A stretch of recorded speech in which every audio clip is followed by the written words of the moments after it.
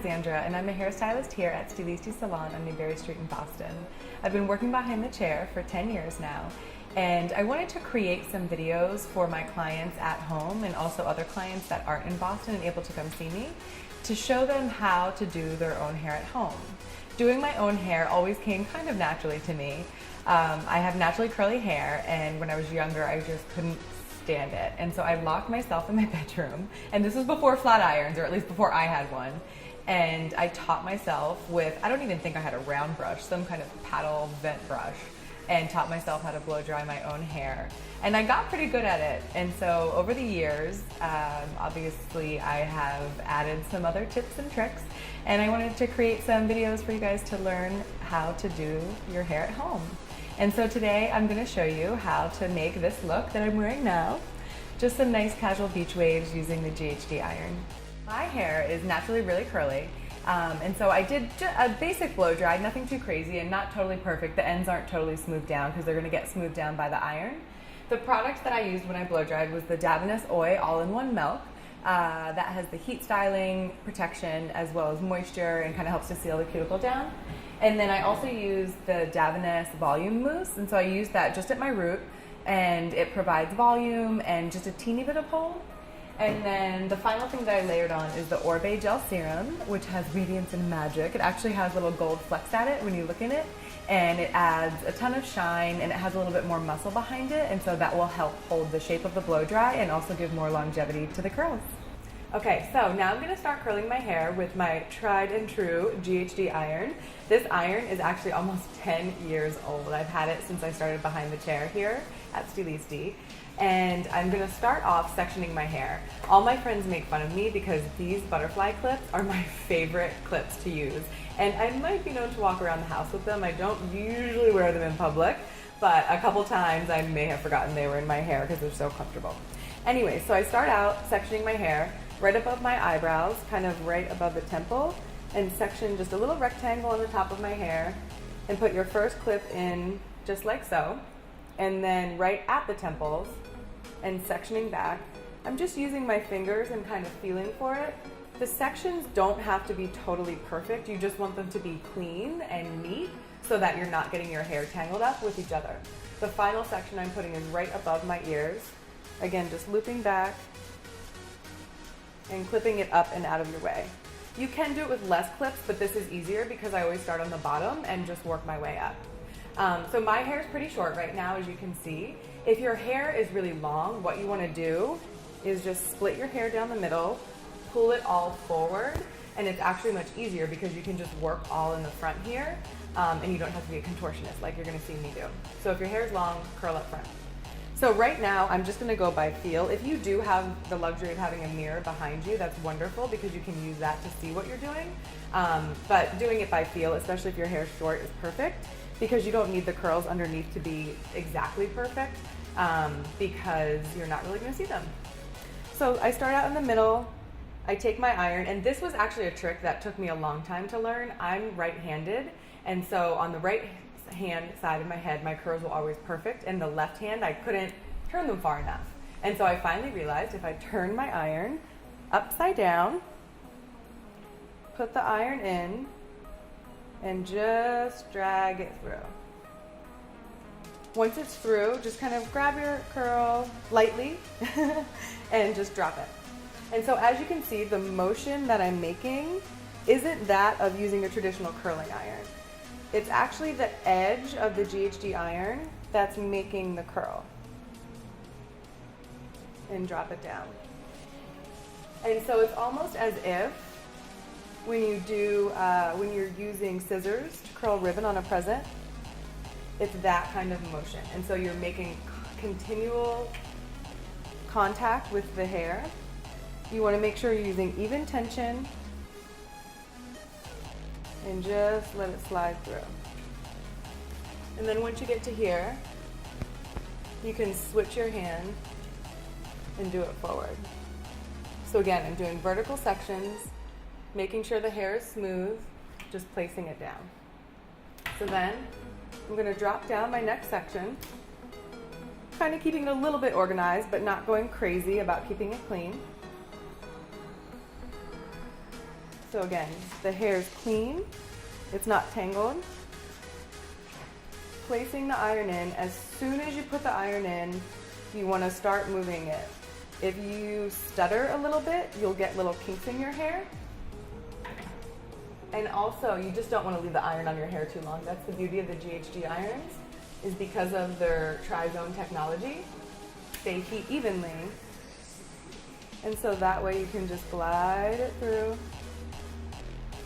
twirl it, and place it. Work with sections that are manageable for you. The way that these waves work is that the bigger the section you take, the less of a wave it'll be, and the slower you go, the tighter the curl will be.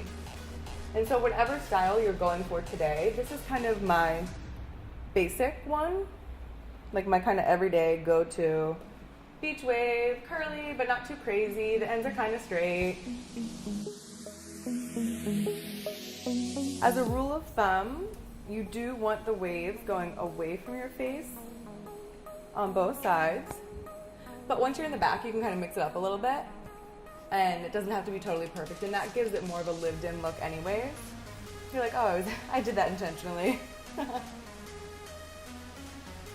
Again, so I'm pulling the iron all the way through to the ends to seal the hair in, but not putting too much of a curl so that you don't end up looking like Shirley Temple or like you're going to prom in the 90s.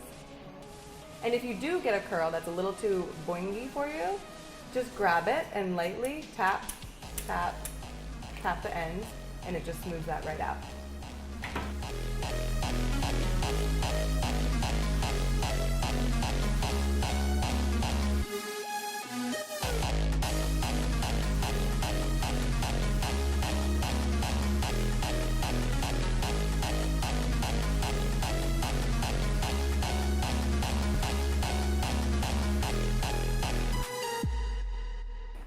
I always tell my clients that they should practice when they're not going somewhere, because I think a mistake that a lot of people make is they practice when they're going somewhere and then they get frustrated and then they don't like the way their hair looks and then they never do it and they say they can't do it. So practice when you're not going somewhere. I'm going to go back and just redo this section. It's not curly enough for me, so I'm just going to pick up kind of half of that section and redo it. And if you are doing it when you're not going somewhere, you are allowed to have wine, but it's a 1 glass limit because you don't want to get crazy and then end up burning yourself or doing something crazy. Okay, so now I've reached the top section of my hair. So I'm going to let it down. I like to brush it all forward, so it is going to be in your face a little bit, but then I'm going to start kind of going back and forth, taking sections starting at my crown.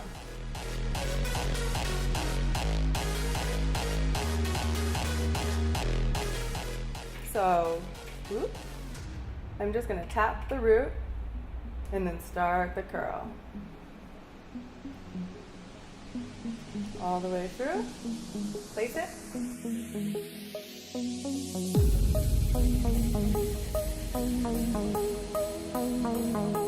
If you do make a curl and you don't like the way it looks, again, especially when you're learning, say it's too curly or it's too straight or it's too something and you just don't like it, let it cool first. If you keep going over and over the same section, it's not going to change. You have to let it cool, move on to another section, and then come back. Bloop. Done. I don't like having a totally set part. So as you can see, I'm not doing an intentional zigzag or anything like that, but just kind of smoothing those ends using my fingers. But I'm just rocking back and forth, and wherever my hair wants to go that day, I generally, when it's clean, it likes to part on the left side, and sometimes when it's dirty, it likes to part on the right side. But I just let it kind of live where it wants to live. If you fight it too hard, it's not going to look natural. So just letting it live where it wants to live. Today, this is where my hair wants to live. So this is the heavier side of my part.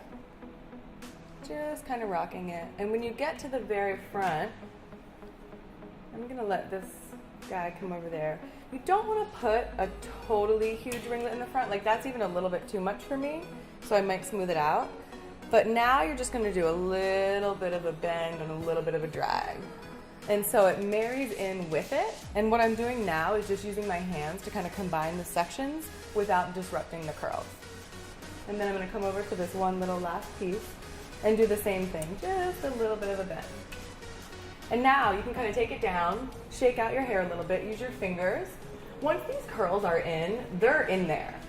So you can break it up, and then say you broke it up too much, you can literally just pick up the hair, twirl it back on your finger, and it reforms the curl. So don't be afraid to get your hands in there and really mess it up, and kind of place it where you want to place it, and see, you know, like this piece now, yeah, it feels a little too bouncy, so you might go back in, tap it out a little bit. This one's a little too straight, so then I'm just going to pick up the pieces that are straight and give it a little curl. And then this is when I would grab a mirror and check the back and make sure it looks good. So to finish off the look, one of my favorite products is ORIBE's Split End Seal. And this is such an amazing product. It's great to put on your hair when it's wet before you blow dry to give it, to seal in the cuticle. And so they kind of say it's like concrete filling in potholes, if you can envision that in your hair. But I love using it on dry hair because it just puts that finishing touch on without adding any weight to your hair or any stiffness or stickiness that you would get from a hairspray. And so I always tell my clients that the size of the bottle is indicative of how much you would use. So it's a small bottle, so a little bit goes a long way. It's almost like using an eye cream. And so 1, 2, maybe 2.5 pumps. Work it on your hands until you're just left with a sheen, not seeing the actual product. And then start putting it on your ends, just like this. Any pieces that might be a little bit frizzy, a little bit flyaway. I'm not into having a super sealed down look. I'd like to maintain some lift and some volume. And so that's why I love this split end seal, because it's lightweight, but just puts the finishing touches on.